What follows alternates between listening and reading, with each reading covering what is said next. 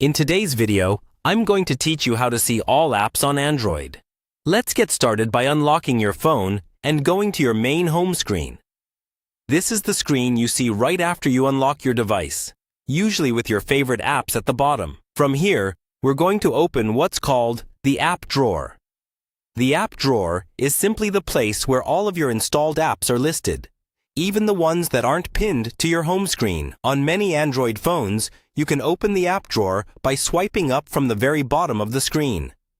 Place your finger near the bottom edge and slide it upward in one smooth motion. You should see a new screen appear with a grid of app icons. If swiping up doesn't work on your device, look for a small icon that looks like a grid or a set of dots, usually in the bottom center of your home screen. Tap that icon and it will open the app drawer as well. Once you're in the app drawer, you're now looking at all of the apps currently installed on your phone. You can scroll up and down to see more. Take your time and move slowly so you don't accidentally skip past something you're looking for. Some devices organize apps across multiple pages horizontally, so you might need to swipe left or right instead of up and down. The idea is the same. You're browsing through the full list of apps. At the top of the app drawer, many phones include a search bar.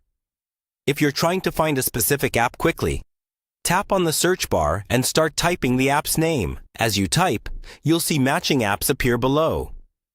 This is especially helpful if you have a lot of apps and don't want to manually scroll through all of them. You might also notice that some Android phones let you sort or filter the apps in your drawer. For example, there could be an option to sort them alphabetically, by most used, or by installation date. If you see a small menu icon in the corner of the app drawer, tap it and explore those options. Sorting alphabetically can make it much easier to quickly locate what you need. Finally, remember that from this screen, you can also long press any app icon to add it to your home screen, uninstall it, or get more information about it.